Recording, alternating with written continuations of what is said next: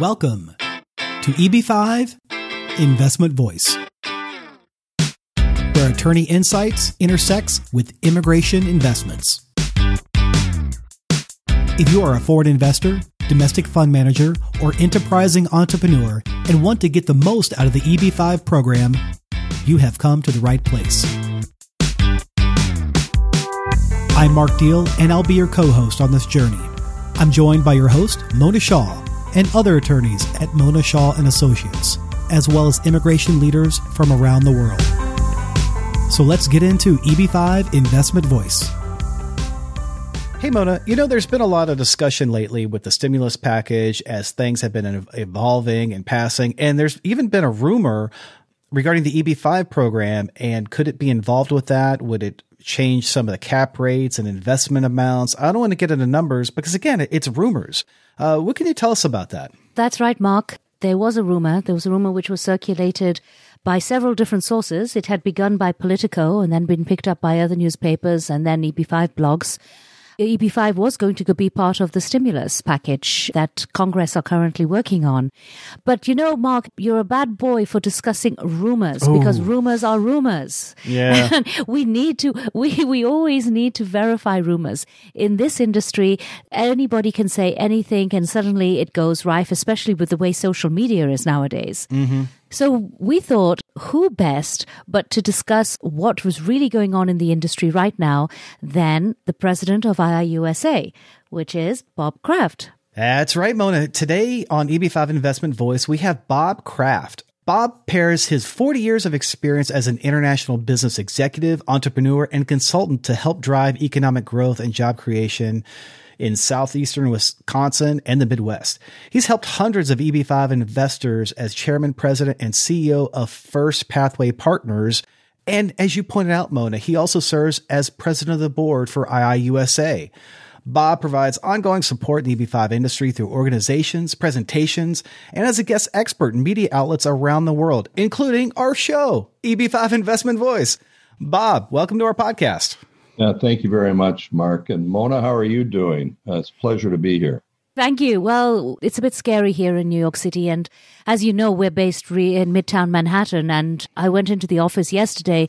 The place was a ghost town. It was simply out of a movie. Well, Milwaukee certainly isn't New York, but the state here is locked down totally. So we're experiencing on a smaller scale the same thing the whole country is, which is just unbelievable occurrence right now and unprecedented.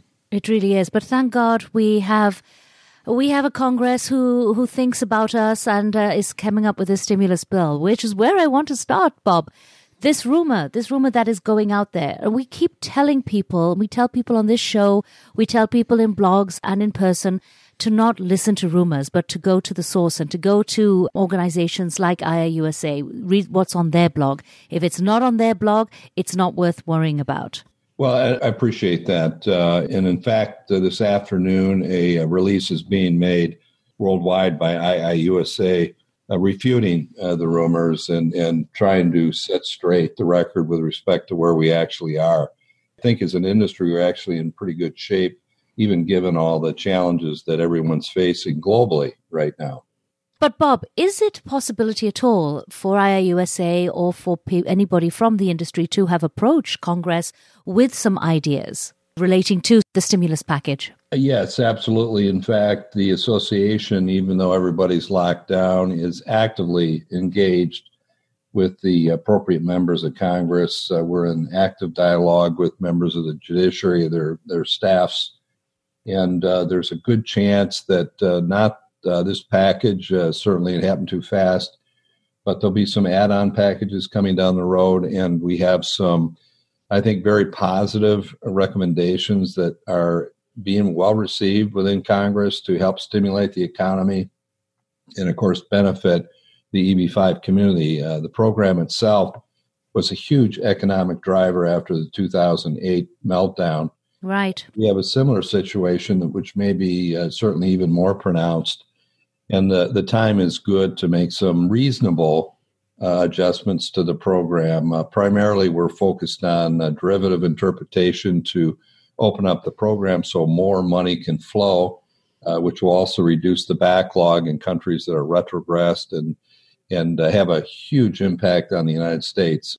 Bob, you're totally right. It is certainly a trying time. But with regards to these rumors, which initially began in Politico, did that emanate from any organization that you are aware of?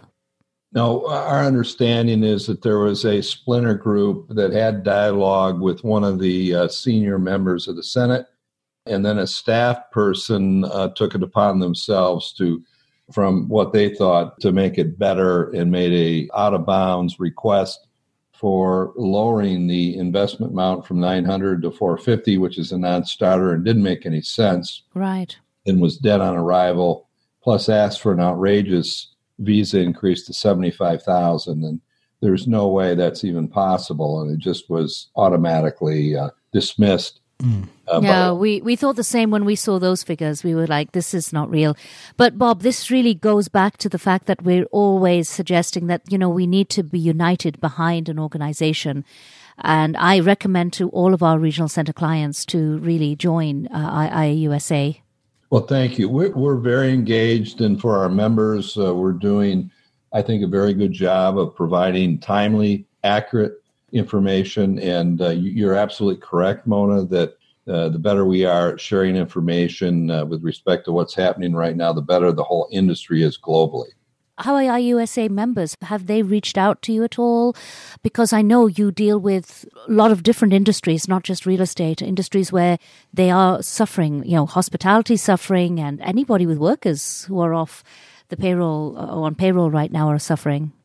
Yeah, it's an incredibly tough time for everybody, and not just in the United States. And we represent the program worldwide, so we are constantly contacted with respect to what's happening with the program and what our opinion is with respect to what the U.S. government's going to do from a stimulus standpoint to help American workers, but also certainly interested and concerned about EB-5 and its future. Do you think EB-5 stakeholders can expect any changes coming up? I know we just had the big change from 500 to 900 and 1.8, and of course the TEA changes, but are you able to shed any light on any further changes, perhaps regulations, more regulations, or legislation? I think on the legislative front, we have the best opportunity to really move something positively, which would be in concert with future mini stimulus packages, if you will. The $2 trillion package that sounds like it's going to be signed and passed is unprecedented in American or the world's history in terms of money being infused into the economy. That's true. Mm-hmm. But there'll be follow-on packages more specific to certain segments of the industry. And that's our opportunity from an EB-5 standpoint to participate right along on those bills. And we are in active dialogue. And to answer your question, we're fairly optimistic that we have the right audiences. We've worked hard to build a high level of trust within Congress. We've been the most consistent voice on the Hill, and we're certainly aligned with the right people. And we're hopeful that this can be a real assist to the U.S. economy to get us out of the ditch. When you say aligned with the right people, just so that our audience understand who we're talking about, we are talking about senators and congressmen on both sides of the aisle, correct? Yes, absolutely. Are we allowed to give out any little secrets about who actually is supporting us? Yeah, I mean, I think it'd be better not to publicly disclose until they vote. Yeah, yeah. I mean, can always try, Mark. That's a fair question, but let's just say that the folks that believe in the program, and we do have widespread support on both sides of the aisle. Right now, we're at a point where people are looking at the program differently because it did drive significant economic growth after 2008 and created significant job activity nationally and brought in a lot of money. I can tell you actually, I was approached by one of the major newspapers I'm not at liberty right now to disclose which ones, but it's one of the main ones in relation to this, as to whether or not there will be another stimulus for real estate people, etc., in the way it happened in 2008. Because if you recall, Bob, that time it was Senator Cornyn who jumped in to save the construction industry by asking USCIS to recognize construction jobs. That was a very good thing.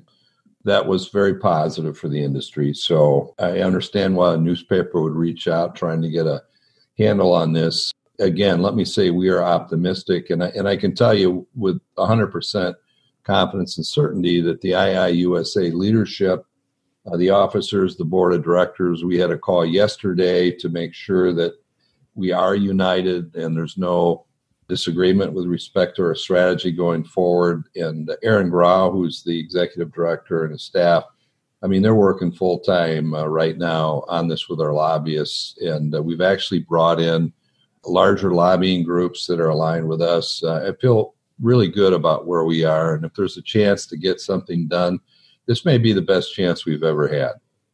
You know, I agree with you. Kudos to you all. Let's keep up the good work. All right. So on a different note, Bob, the new 900, it's been only around for 2-3 months.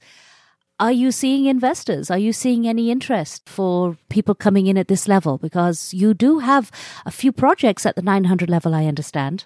That's correct. And we've actually been encouraged, and you know this better than anybody, Mona. I mean, compared to other countries, $900,000 is not out of line at all. No, I agree. Consider the benefits of the United States versus other countries, perhaps, not to diminish or detract from other countries. And not everybody wants to come to the United States, but it's still a very good value. And it had been set at 500 since 1992 and not adjusted. So just inflation alone gets you to that number. So we're seeing very positive response. Of course, what's happening now with the COVID-19, everybody's locked down, but interesting. I mean, people are locked down, so they're very active on the internet, looking at this as a vehicle to leave their home countries and come to the United States. Well, they're actually looking and seeing how the U.S. are treating this. I know we were slow to start up, and I know that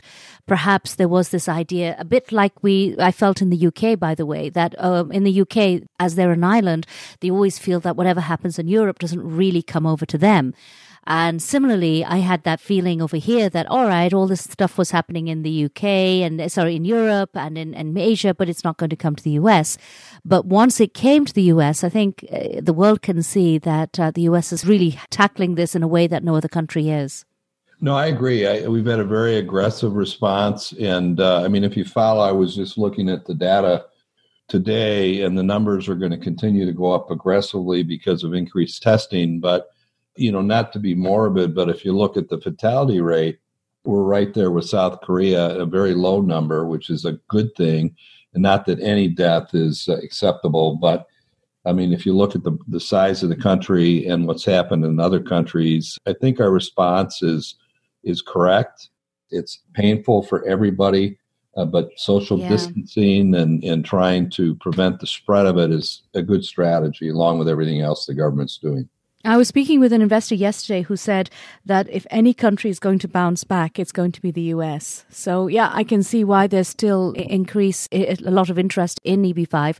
How are you dealing, though, with the new TEA issues with your project? Sure. Yeah. With respect to the TEA handling that's not an issue for us. We actually were compliant with that in most cases under what the regs are now. In the past, our focus has been trying to invest in urban distressed areas and rural areas. And that's kind of been our approach from day one. We're not the largest in the country, but we do have a 100% success rate with respect to 829 approvals, and we're very proud of that. So we've been kind of very conservative. Our due diligence is very intense. And the TEA thing, we saw that coming a number of years back, and we were already in pretty good shape with the projects that were raised in the past. And then going forward, it's not that difficult. Well, First Pathway is quite an old regional center, actually. And I do believe that you have offices other than Milwaukee overseas. We do. We're in Japan, South Korea, Vietnam, Jakarta, Indonesia. We're in Bangkok. We're in Dubai. We're in South Africa. We're in Europe, and we're in South America, throughout South America, with an office out of Miami that runs that operation. Right. So you're in quite a few places. Yes, we raised money from 44 different countries, and China, like everybody, was the number one market for us for years, and we began shifting when we saw, what was beginning to happen, the backlog there in other countries. We also are in Nigeria, in Africa, so we've kind of gone places where other people might not go. We've been to Russia, and it's been good. We don't do the huge numbers other people do, but that's okay. We kind of like to think of ourselves as single hitters, to put it in baseball parlance, but we just do a kind of a consistent job for the investors and make sure that the projects are solid and they achieve what they want to achieve and they get the return they're expecting for when they go in. I understand, Bob, that you've also started on the E2 arena and you have an E2 franchise. Yes, we started that a couple of years ago, looking at it in earnest. And we do have offerings for that. That's a very interesting pathway for people to come to the United States. Not everybody has the same objectives as the EB5 investors. That's right. That's right. Benefits for E2. One is you're not subject to worldwide tax. It's a lesser amount coming in. The challenge there is finding businesses, that fit, that the client would be interested in participating in. But we've kind of figure that out. So we're excited about that. There's been a lot of interest and involvement with clients on that front as well.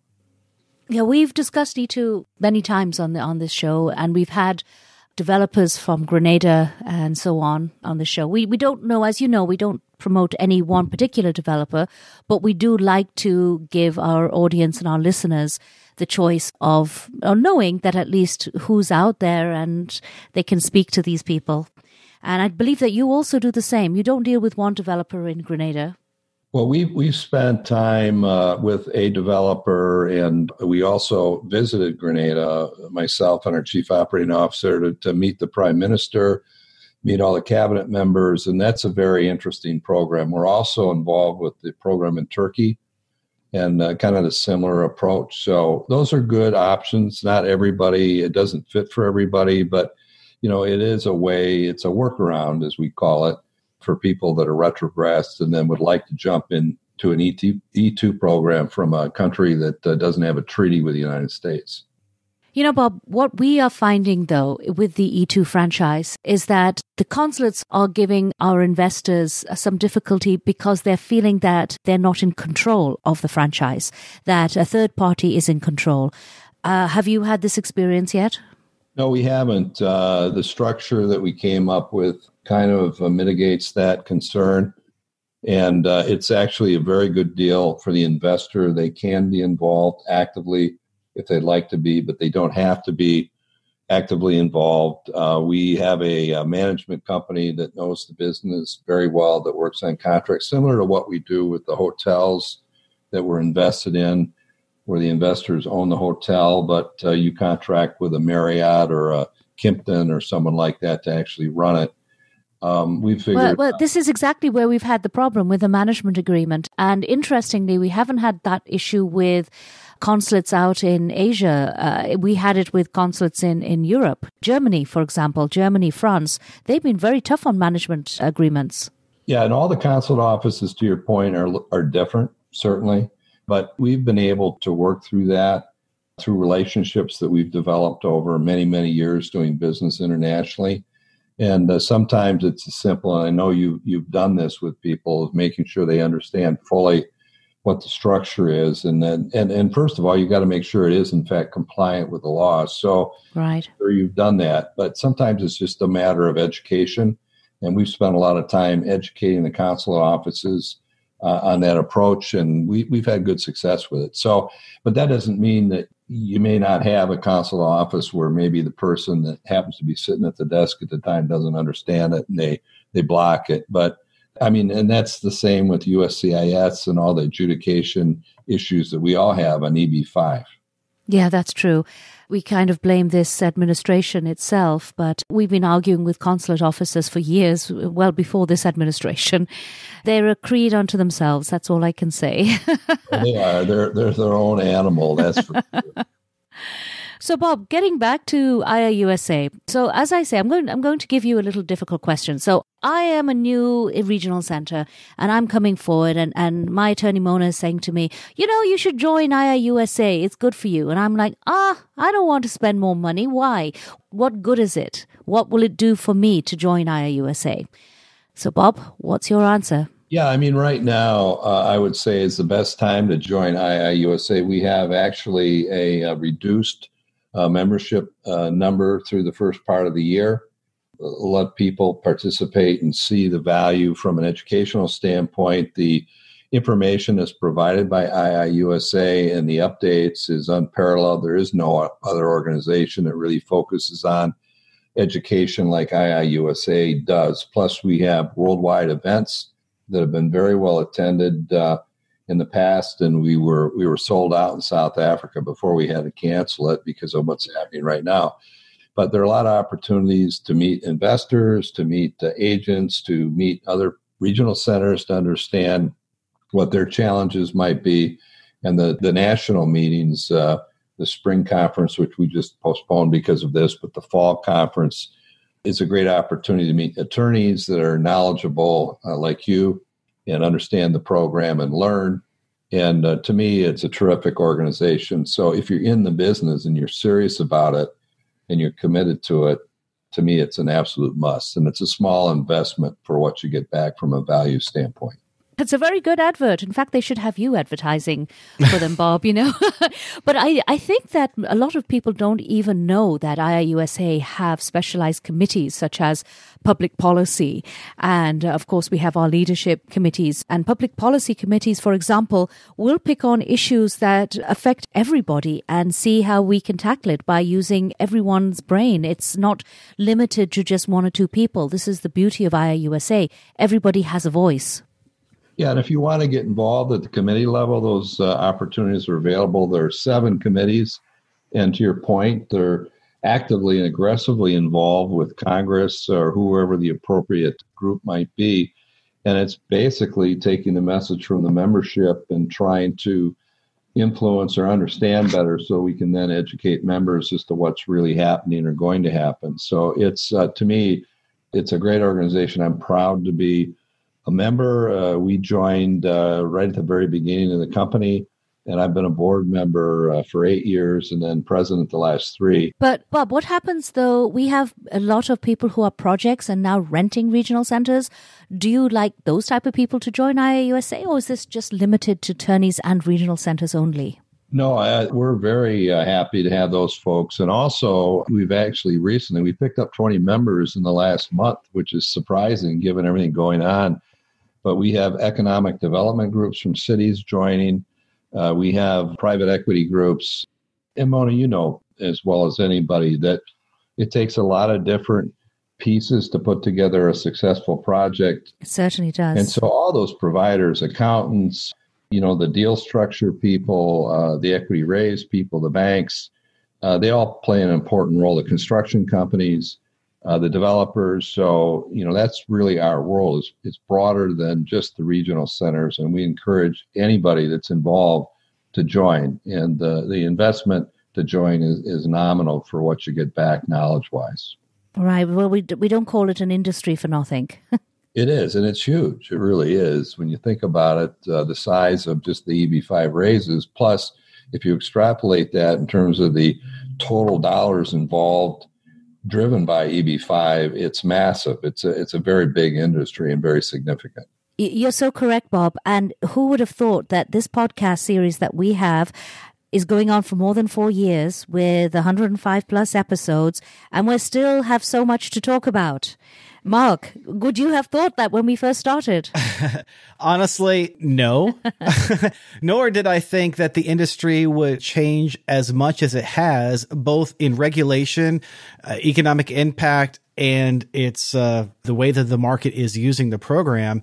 And that's why I'm thankful for, obviously, leaders like you, Mona, as well as leaders like Bob here and the IIUSA, the EB5 Trade Association, Invest in the USA, how it really keeps its finger on the pulse of the EB5 industry and lets those up on Capitol Hill know what changes we need or have our voice be heard before they make some changes without respect of what can happen with the EB5. Because as you both mentioned, sure, it raises capital for projects to build things, but it also creates jobs. Each EB5 investor is at least 10 jobs. And as we both know, you always like to have a buffer. So typically it's more than 10 jobs per investor. Yeah, right now we need jobs. Yeah, we need jobs. And if I could put a little plug in for IIUSA, if listeners are not a member, if they go to iiusa.org, they can get the information they need to consider membership. Bob, thank you. It's wonderful having your perspective on our show, as well as the fact that you're a successful regional center and have good projects. Thank you for coming on to our show. Well, my honor, and thank you so much for having me. Thank you for being with us today on EB5 Investment Voice. The topics presented in this podcast is informational in nature and is not to be taken as specific legal advice. If you have questions on the topics presented in this episode or other investment immigration needs, please contact Mona Shaw and Associates. Mona and her attorney staff can be reached at mshawlaw.com. That's mshawlaw.com. Make sure you don't miss our next episode focusing on a different aspect of the EB5 program by subscribing to the podcast. While you're at it, leave us a rating on iTunes. If you really found this episode valuable, share it with someone else that could benefit from this information. Until then, I'll see you on the next episode of EB5 Investment Voice.